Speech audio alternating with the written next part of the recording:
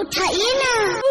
Hello, আর দুঃখ কইস্তা বেড়া, ঢাকা শহর থাকতে আর ভালো লাগে না, এই দেশে আমু অনেক কবে আই কইতারি না। আচ্ছা ঠিক আছে জায়গা থাক। কিরে তুই বাইজাস নাই?